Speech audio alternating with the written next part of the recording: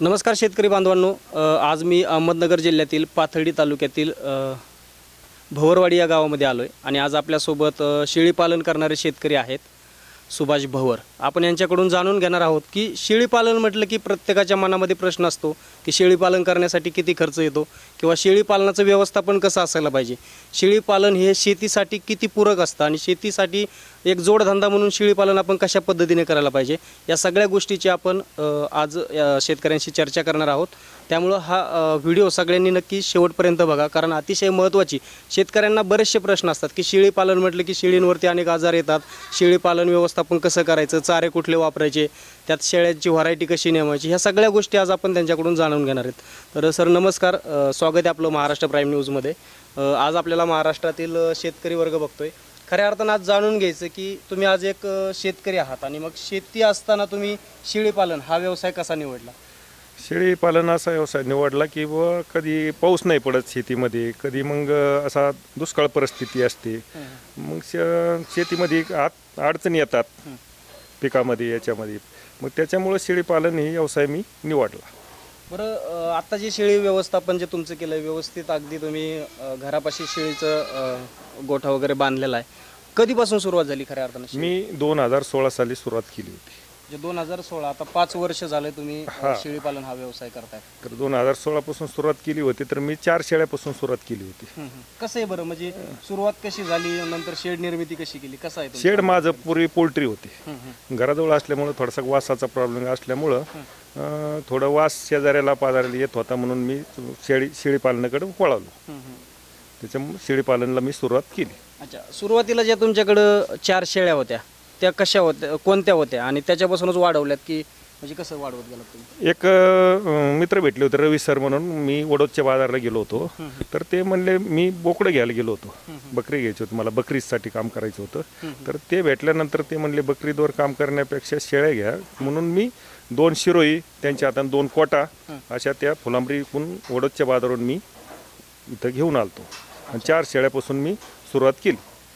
4 शेळ्यापासून सुरुवात केली, तर 4 शेळ्यापासून 5 वर्षामध्ये माझ्याकडे 30, 32, 35, 40 पर्यंत 42 पर्यंत ॲव्हरेज गेलं. अच्छा, म्हणजे प्रत्येक वर्षाला तुमचे जसे 5 शेळ्यावरून तुम्ही 40, 45, 32, 30 अशा प्रत्येक वर्षी ॲव्हरेज शेळ्या राहतात तुमच्याकडे. तर मग याच्यामध्ये शेळी पालन म्हटलं की प्रत्येकाला असं वाटतं की वेगवेगळ्या प्रकारच्या जाती असतात शेळ्यांमध्ये. तर मग एक मराठवाड्यात म्हणा किंवा पश्चिम महाराष्ट्राच्या आणि मराठवाड्याच्या बाँड्रीवर आज तुमचं गाव आहे, अहमदनगर आणि बीडच्या बाँड्रीवरचं गाव आहे. तर मग ह्या भागामध्ये कुठल्या शेळ्याला जास्त मागणी आहे आणि या वातावरणामध्ये कुठल्या शेळ्या जास्त वाढू शकतात? आता आमच्या परिसरामध्ये जास्त गावरान शेळ्याला जास्त मागणी आहे, पण गावरान शेळ्याचं होतं का, पिल्लं छोटे छोटे देतात त्या शेळ्या, म्हणजे 16 महिन्यातून 2दा येतात, पण पिल्लं त्यांचे 2, 2.5, 2 किलोची असं असतात. त्याच्यामुळं त्याच्याला आणि मरतूक त्याची जादा असते, त्याच्यामुळं मग आपण ते काम गावरांवर केलं नाही. त्याच्यामुळं कोटा शिरोई आणि आता नंतर मी ते बंद करून बिटलवर काम करण्याचं सुरुवात केली. तुमच्याकडे किती शेळ्या आहेत आणि कोणत्या जातीच्या? आता माझ्याकडे बिटल जातीच्या 7 शेळ्या आहेत आणि एक बोकड आहे मोठा, आणि बाकी कोटा जातीचे आता आणि बोर क्रॉस जातीचे आता आणि गावरान आहेत 2. म्हणजे जवळपास तुमच्या ज्या 40 शेळ्या आहेत तुम्ही त्यात मिक्स पद्धत ठेवली की वेगवेगळ्या जातीचा तुम्ही आज अनुभव घेता? कॉम्प्रोमाइंड वेगळे वेगळे त्यांचे केलेले, आपण गावरान एक ठिकाणी टाकलेले आता, ते मिक्सिंग एक ठिकाणी टाकल्यात, आणि आपले जे बिटल जात आहे पंजाबची तर ती एका कॉम्प्रोमाइंडमध्ये टाकली. बरं, आज गावरान असेल, उस्मानीबादी शेळी असेल किंवा बिटल असेल, तर याच्यामध्ये काय फरक जाणवतो तुम्हाला? मला फरक असा जाणतो की बिटलची जाती शेळी आहे तर जास्त किमतीचा विकती ती, म्हणजे हाईटवर तिची बरीचशी किंमत चलते, म्हणजे त्याच्यामुळे ती शेळी आपल्या इकडं मागणी त्याला जास्त आहे. महाराष्ट्रामध्ये बिटलच शेतकरीसुद्धा बिटल जातीची शेळी जास्त मागणी, म्हणून बिटल जात निवडली. आता काही शेतकरी म्हणजे कसं असतं की बघा की शेळी म्हणजे गरिबाची गाय म्हटलं जातं, की एक साधारण छोटं कुटुंब असलं आणि दुधासाठी म्हैस वगैरे घेणं शक्य नसेल तर शेळी पण घेतात. अशा शेतकऱ्यासाठी कुठली शेळी व्यवस्थित राहील बरं? बिटल जातीची शेळी 4 ते 3 लिटर, 4 लिटर, 5 लिटर दूध देणारी शेळी आहे आपल्याकडे आत्ता ऑलरेडी आपल्या फार्मवर आहे. बरं. तर अशी शेळी दुधाकरता नंबर 1 शेळी म्हणजे आहे आपण शेतकऱ्यासाठी. बघू शकता की एखाद्याची गाय किंवा म्हैस घरगुती वापरासाठी आपण घेतो ती 3-4 लिटर दूध देते आणि इकडं शेळी सुद्धा 3 लिटरपर्यंत दूध देते असं सर सांगतायत. जर बिटल जातीची जर आपण शेळी एक छोट्या कुटुंबासाठी जर पाळली तर व्यवस्थित उदरनिर्वाह होऊ शकतो, आपल्याला लागेल असं दूध भेटू शकतं. तर मला सांगा, ज्या वेळेस तुम्ही 4 शेळ्यापासून सुरुवात केली, की असं कशी संकल्पना आली किंवा आपण शेळीच आता वाढवाव्यात आणि याच्यामधून कसं प्रॉफिट वगैरे होणार, कसं संकल्पना आली? काय होतं आमच्या इकडं म्हणजे पावसाचं वातावरण थोडं कमी असल्यामुळं, दुष्काळ परिस्थिती असल्यामुळं मग थोडं शेळ्याचं हळूहळू वाढलेलं बरं राहील असं मनात शंका यायला लागली. मग ते हळूहळू मी वाढायला सुरुवात केली. पावसावर न अवलंबून राहता मी शेळी पालनावर जास्त अवलंबून राहून म्हणजे जास्त पैसे जास्त मिळतात त्याच्यामध्ये, शेतीपेक्षा जास्त. ज्याला शेतीमध्ये अल्पभूधारक, जास्त ज्याच्याकडे कमी शेती आहे, अल्पभूधारक शेतकरी जो असेल, मी अल्पभूधारकच शेतकरी आहे. अल्पभूधारक शेतकऱ्यांनी सर्वसामान्य शेळी पालनाचा धंदा सर्वात सोपा आहे आणि ती केला पाहिजे. आणि दुसरी गोष्ट, आता एकीकडे आपण शेती म्हटलं की काबड कष्ट आलं, मग शेळी पालन म्हटलं की मेहनत आहे, परंतु शेती इतकी, शेतीच्या तुलनेमध्ये मला तरी वाटतं की शेळी पालनामध्ये मेहनत कमी आहे, की काबड कष्ट करायची गरज नाही, स्मार्ट वर्क करण्याची गरज आहे. जसं की चारा पाणी व्यवस्थापन व्यवस्थित करणं गरजेचं आहे. हा पण एक मुद्दा आहे. शेळीमध्ये काहीच व्हायला जात नाही. तुमचे लेंड्या झाडलेले सुद्धा पैसे मिळतात. एक ट्रॅक्टर तुमचा डम्पिंग एक ब्राजचा 3,000 रुपयाला विकतो. म्हणजे त्याच्यात झाडण्यापासून पैसे मिळतात त्याच्यामध्ये. त्यामुळं शेळी पालन आणि शेतीमध्ये काय मिळतं तेव्हा फवारा बोकांडी घाम गाळा फवारा, परत हिव रोग आला, त्यो रोग आला, याच्यामध्ये पैसे मिळत नाहीत. 2 पिल्लं जर इकले, साधारण 6-7 महिन्याचे पिल्लं जर ठेवले, गावरान शेळी असो किंवा कोटा असो, उस्मानाबादी असो, तुमची कुठलीही असो, बिटल जातीचे तर समजा महाग विकतात कळलं. पण ह्या याच्या टक्केवारीला कमी शेळ्या जरी पाळल्या तुम्ही तरी 16, 17, 18 हजार रुपयाला त्याची पिल्लं विकतात. म्हणून शेळी पालन आपल्याला करणं गरजेचं आहे शेतकऱ्याला. आता शेतकऱ्यांसाठी एक महत्त्वाचा प्रश्न असा असतो की प्रत्येकाला एक प्रश्न पडतो की आपल्याकडे शेती कमी आहे. आता बऱ्याचशा शेतकऱ्यांकडं 1 एकर 2 एकर 3 एकरपर्यंत शेतकरी, म्हणजे अल्पभूधारक. आज जर महाराष्ट्राचा विचार केला तर खूप म्हणजे 70-80% लोक अल्पभूधारक आहेत. मग त्यांचं दैनंदिन जीवन जे असतं की त्याच्या शेतीवर अवलंबून असतं. त्यांना मग काही खाद्य पदार्थ असतात, जसं की धान्य वगैरे असतात, ते लावलेले असते शेतीमध्ये. मग ती शेती आणि शेळी यांची कशी सांगड घालू शकतात? एकदम 2 एकरवाला शेतकरी कशा पद्धतीने करू शकतो? काय असतं, आपल्याकडं कधी शेतीत माल आहे समजा, पण आज विक्रीला नाही आपल्याकडे माल. मग त्याच्यामुळे काही अडचण आली किंवा मुलीची डिलिव्हरी आली किंवा काही आलं, कुठली भानगड आपल्या मागं आली, दवाखाना आला, तर आपण याच्यामधल्या 4 शेळ्या कमी करून आपली अडचण भागू शकतो. आपण शेतीमधलं उत्पन्न आपल्याला लगेच मिळू शकत नाही. म्हणजे शेळी एक नगदी उत्पादन आहे की आपण कधी शेळी विकायला घेऊन जाऊ शकतो. कधी तुम्ही कधी धरा, आपल्याला लय अडचण आली, 5-10 हजार रुपये लगे मधी गाडीवर टाकून सुद्धा शेळी आपण बाजारात नेऊन ती विकू शकतो. अच्छा. एक छोटा शेतकरी आहे आणि छोट्या शेतकऱ्यासाठी एक छोटं शेळी पालन करायचं, एक 20-25 शेळ्याचं, त्यासाठी किती जमीन असणं आवश्यक आहे आणि शेळीच्या शेडसाठी किती जागा लागेल? शेड करावं तिथं कमी. शेडला काय करतात, काही माणसं नवीन शेळीपालनमध्ये उतरले की शेडला 10-5 लाख रुपये खर्च करतात, 4 लाख करतं, कोणी 5 लाख, त्याच्या हैसियतीप्रमाणे खर्च करतात. माझं एक म्हणणं आहे की कमी अल्पभूधारक शेतकऱ्यांनी 10 पत्रे किंवा 6 पत्रे असे थोड्यात पडी टाकून एक जाळीचा बंडल आणून त्याच्यामध्ये जरी शेळीपालन केलं तरी ते योग्य आहे. तर आज आपला महाराष्ट्र आपण बघतोय की शेतीपूरक व्यवसाय बरेच शेतकरी शोधत असतात की शेतीसोबत अजून काय जोडधंदा करता येईल. तर त्यातलंच एक उदाहरण म्हणजे शेळी पालन आहे. तर मग काही शेतकऱ्यांना असा पण प्रश्न असतो की शेळी पालन सुरू करायचं आहे, 10-20 शेळ्या खरेदी करायच्यात, यासाठी काही अनुदान वगैरे आहे का आणि तुम्ही त्याचा लाभ घेतला आहे का कधी? आता मी तर काय अनुदानचा लाभ घेतला नाही, पण अनुदान भेटतं, बँकेकडून भेटतं, पण मी काही अजुक्ती प्रकरण वगैरे केलेलं नाही. बरं, आता तुम्ही 5 वर्षापासून शेळी पालन करताय, तर 30 शेळ्या तुम्ही सांगितल्यात की सरासरी प्रत्येक वर्षी तुमच्याकडे 30 शेळ्या तुम्ही विकताय, बरोबर? तर मग याच्यामध्ये मला सांगा, आज तुमच्याकडे शेती किती आहे आणि एकंदरीत शेतीचं उत्पादन किती होतं आणि शेळ्यांचं उत्पादन कसं, या दोन्हीमध्ये कसा फरक वाटतो तुम्हाला? आता माझ्याकडे फक्त 65 गुंठे जमीन आहे. 65 गुंठ्यामधून मी 30 गुंठे चाऱ्याकरता गुंतवलेली. तर ती चारामध्ये बाकीचं आपलं घास, गवत, आपलं बाहुबली गवत, नेपियरचं, त्याच्यानंतर ते इंडोलाशाचं, हे बांगलादेशचं नेपियर गवत आणि तुती, हादगा, शेवरी, अशा प्रकारामध्ये मी 30 गुंठे जमीन गुंतवलेली आहे. म्हणजे 30 गुंठे जमिनीमध्ये तुम्ही जे खाद्य लावलेलं आहे शेळ्यांचं ते 30 शेळ्यासाठी सफिशियंट आहे, पुरतंय तुम्हाला आता सध्या तरी? हा 30 शेळ्यासाठी नाही, पण 20 शेळ्यासाठी ते पुरतंय. 30 शेळ्याला तो चारा पुरत नाही, तर त्याच्याकरता मला तुरी भूस घ्यावा लागतो. अच्छा, हा बाहेरून तुर तुम्ही भूस, घेता. हा बाहेरून चारा आणि मोर घास घेतो मी. बाहेरून चारा मला थोडाफार घ्यावा लागतो. कडबा कुटी वगैरे असं करून ती सर्वसाधारण ते मी माझं शेळ्यांचं भागवतो. आता जे तुमचं शेळी पालन आहे सरासरी 40 शेळ्यांचं प्रत्येक वर्षी तुम्ही उत्पादन घेताय. मग या शेळ्यासाठी यांचं जे संगोपन असतं ते खूप महत्त्वाचं असतं. तर डेली रुटीनमध्ये सकाळी उठल्यापासून संध्याकाळपर्यंत शेळ्यांचं कसं कामकाज चालतं तुमचं? आता सकाळी उठल्यानंतर कोटा साफ करणे, लेंडे झाडणे, नंतर साफसफाई केल्यानंतर टॉनिक देणे, टॉनिक दिल्यानंतर तूर भुस्सा देणे, मध्ये शेवरी पाला देणे, संध्याकाळी घास वगैरे घास गवत अशा पद्धतीने संध्याकाळी परत शेड साफ करणे आणि परत मकामध्ये मका देणे त्याला संध्याकाळी 6 वाजता आणि मका दिल्यानंतर परत घास गवत टाकणे. आता आज जर बघितलं आपण तर एवढ्या 30-40 शेळ्या सांभाळण्यासाठी किती लोकांची म्हणजे मनुष्यबळ किती लागतं याच्यासाठी? किती लोक करू शकतात? हे 2 माणसं करू शकतात. घरचे 2 माणसं आरामशीर. आरामशीर करू शकतात. बरं, तर मंडळी सगळ्यात महत्त्वाचा मुद्दा आपण आता घेणार आहोत की जो म्हणजे कुठल्याही शेळ्या असो, मेंढ्या असो किंवा गाई म्हशी किंवा कोंबड्या असो, एकत्रित ज्यावेळेस त्यांचं प्रमाण वाढतं त्यावेळेस रोगराईचं पण प्रमाण वाढतं. तर त्याच्यावरती कशा पद्धतीने नियंत्रण करतात हे देखील सांगा. ते शेळी पालन दिसतं एक तर सोपं बी नाही, दिसतं तेवढं सोपं बी आहे, दिसतं तेवढं अवघड बी नाही. पण काय होतं, लसीकरण लोक करीत नाहीत. खेड्याच्या लोकांना काय होतं, आपण लस टोचून घ्या म्हणलं की ते म्हणतात नाही मांस सुस्ती, शेळी चारा खात नाही. पण हे शेतकऱ्याचा गैरसमज आहे. शेतकऱ्यांनी सरकारी डॉक्टर आल्यानंतर PPR सारख्या लसी वगैरे करून घेणं गरजेचं आहे. लाळ्या खुरकुती HSC वगैरे AT अशा लसी करणं गरजेचं असतं. त्यामुळं आम्ही त्याच्यामध्ये सकर्त राहतोच की सकाळी टॉनिक दिल्यानंतर प्रत्येक वर्षी लस PPR सारखे आजार येतात. मग प्रत्येक वर्षी आपण लसीकरण करून घेतो.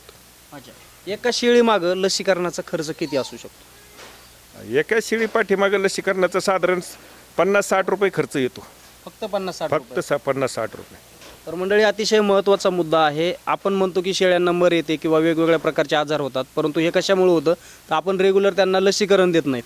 आणि हे लसीकरण कोण देतं तर आपल्याच आसपासचे जे जनावरांचे डॉक्टर असतात तर ते लसीकरण देतात. आणि एका शेळी पाठीमागे जर 40-50 रुपये खर्च असेल तर सर्वांना हे शक्य आहे. त्यामुळे आपण सगळ्यांनी लसीकरण करणं देखील महत्त्वाचं आहे. पण आतापर्यंत असं काही एखादा रोग आला त्याच्यामध्ये काही फटका बसला? आता 2016 पासून मी शेळीपालनमध्ये काम करतो, पण माझ्या शेडवर अजून काय अशी घटना घडली नाही की कुठला आजार आला, कुठं शेळी एखादी दगावली किंवा एखादं पिल्लू गेलं किंवा पिल्लू कुठलं पित नाही. कारण आपण त्याच्यावर कामच असं करतो की सकर्त म्हणजे कुठल्या शेळीला काय होतंय, कुठलं शेळी म्हणजे आपलं निरीक्षण बारीक बघून त्या शेळीचं आपण संगोपन चांगलं करतो.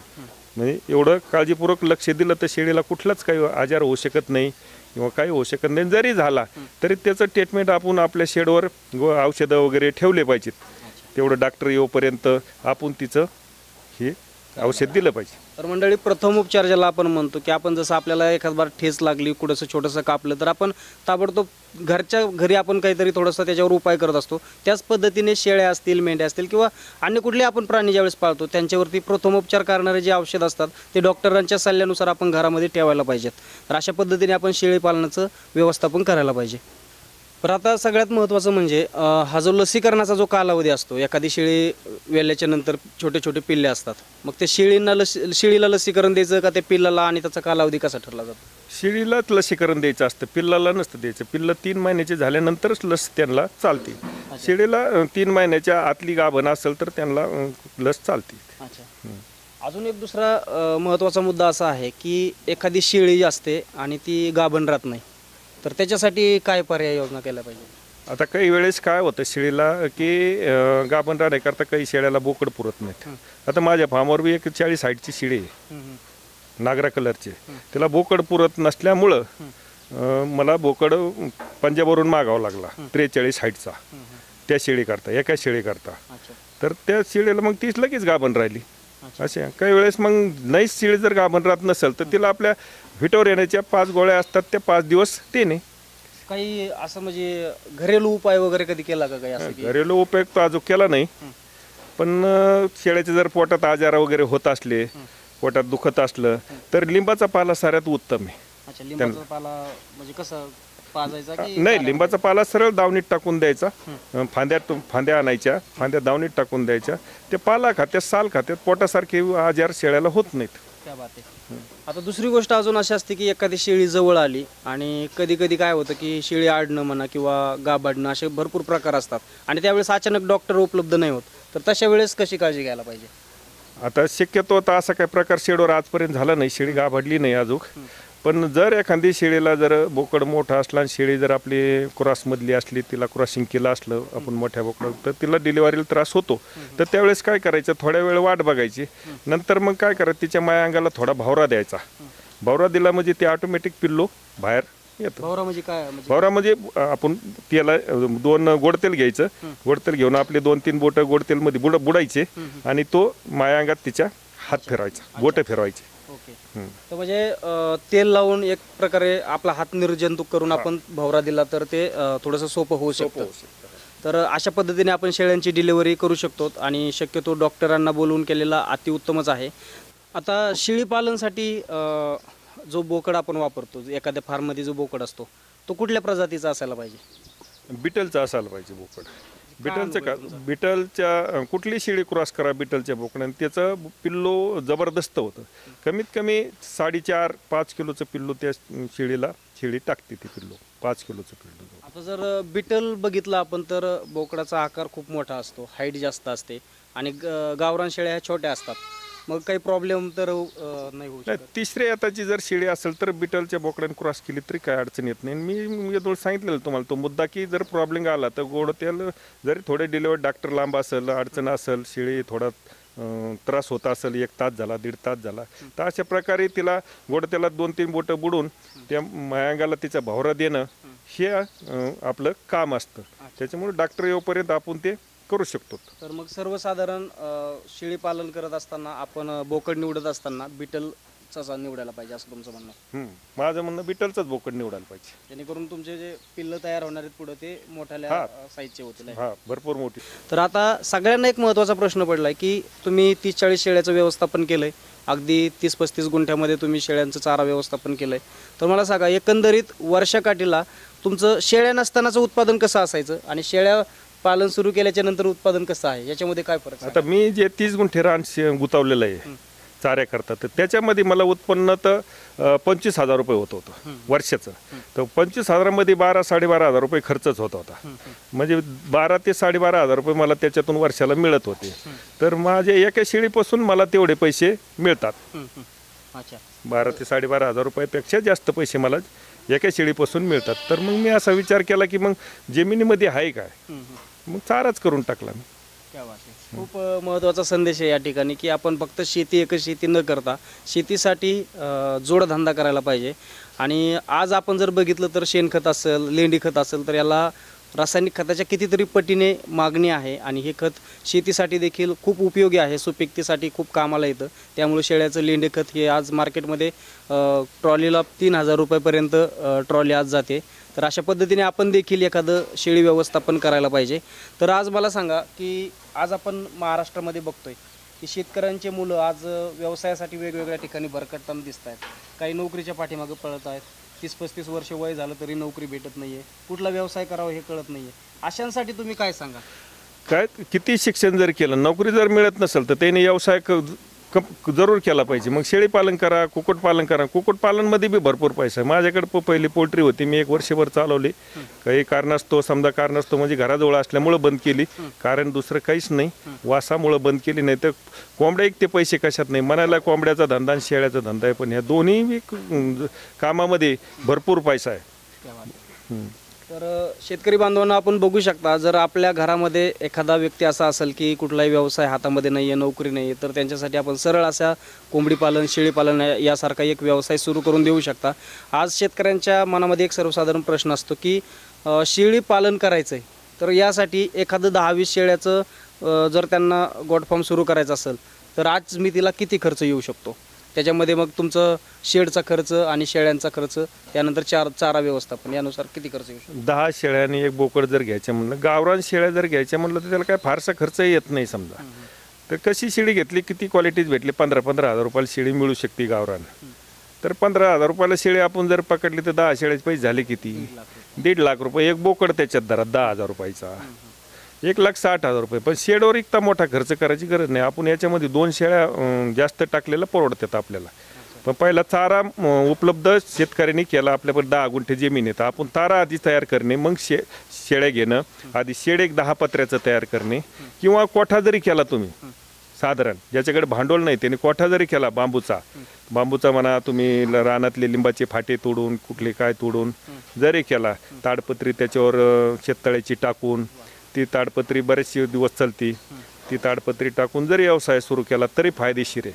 आधी शेडमध्ये तुम्ही अल्पधोरक शेतकऱ्याने समजा आधी शेडमध्ये इन्व्हेस्टमेंट पैसे खर्च केले तर इकडे माल घ्यायला पैसे राहत नाहीत. तर त्याच्याकरता शेडमध्ये कमी खर्च करून शेळ्या 2 वाढवल्या तर त्याच्यामध्ये आपल्याला 30,000 रुपये मिळू शकतात. नक्कीच. तर शेतकरी बांधवांना आपण बघितलं की कशा पद्धतीने एक छोटा व्यवसाय जरी तुम्हाला शेळी पालनाचा करायचा असेल तर तुम्ही 10 शेळ्यापासून सुरुवात करू शकता. शेडवरती खर्च नसेल करायचा तर तुम्ही एक छोटंसं शेड सुरू करून शेळ्या 10 पासून तुम्ही 1.5 लाखापर्यंत तुम्ही शेळ्या घेऊन व्यवसाय सुरू करू शकता. आणि त्याच्यामध्ये त्यांनी सांगितलं की एका शेळीमागं तुम्हाला कशा पद्धतीने कमीत कमी 30,000पर्यंत उत्पादन भेटतं वर्षाकाठी. तर अशा पद्धतीने आपण देखील एक छोटा व्यवसाय करू शकतो. तर आज जर सरासरी उत्पादन जर काढलं तर एक गोलक आकडा आज तुम्हाला या फार्ममधून किती भेटतं वर्षाकाठी? आता माझ्याकडे क्रॉस शेळ्या आहेत ना, काय क्रॉस हे मिक्सिंग असल्यामुळं मला बिटलमध्येच 2 लाख रुपये मिळतात 6 शेळ्या पाठीमागच. माझी आज बुकिंग आहे, माझ्या एका शेळीची बुकिंग आहे आज, मोठ्या शेळीची 55,000 रुपयाला बुकिंग आहे पोटात. त्या बात. तर मंडळी आज तुम्ही बघू शकताय की बिटल शेळी त्यांच्या 6 शेळ्यामधून वर्षाकाठी 2 लाख रुपयाचं उत्पादन आहे आणि एका शेळीची किंमत 50, 60, 55 अशी राहते. तर अशा पद्धतीने आपण देखील स्मार्ट वर्क करून शेतकऱ्यांनी सगळ्यांनी एक जोड धंदा म्हणून शेळी पालन देखील करण्यासारखं आहे. आणि जसं सांगितलं की रोगराईला घाबरण्याचं कारण नाही आहे, त्यावरती वेगवेगळे औषध उपचार करण्यासाठी लसीकरण आपण करायला पाहिजे आणि अशा पद्धतीने शेडचं एक व्यवस्थापन करायला पाहिजे. तर तरुण वर्गासाठी काय संदेश द्यायला जातात? शेवटचा प्रश्न आहे.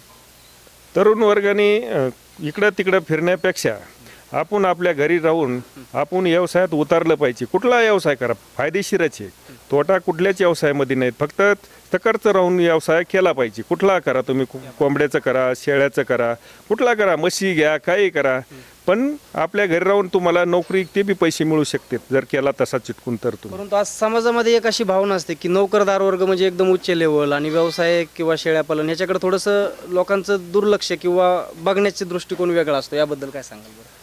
आता नोकरदाराचं असं असतं की नोकरदाराला वाटतं शेतकऱ्याचे, पण शेतकऱ्यासारखा राजा माणूस कुणीच नाही. मनाला वाटेल तेव्हा काम केलं, मनाला वाटेल तेव्हा बसला, आणि नोकरदारा एक तर पैसे शेतकरी मिळू शकतो घर बसून. क्या बात आहे. तर मंडळी हे होते सुभाष भवर, अहमदनगर जिल्ह्यातील पाथर्डी तालुक्यातील भवरवाडी या गावचे शेतकरी. अगदी छोट्याशा 4 शेळ्यापासून आज त्यांनी 50 शेळ्या तयार केलेल्या आहेत आणि आज वर्षाला आपण बघितलंच की कशा पद्धतीने उत्पादन घेत आहेत. अगदी 65 गुंठे शेती असताना त्यांनी कशा पद्धतीने शेळी फार्म सुरू केला आणि आज यशस्वीरित्या ते शेळी पालन करत आहेत. तर आपण यातून खरंच सगळ्यांनी काहीतरी घेण्यासारखं आहे. वेळ झाली आता इथंच थांबण्याची. बघत राहा महाराष्ट्र प्राईम न्यूज. धन्यवाद सर.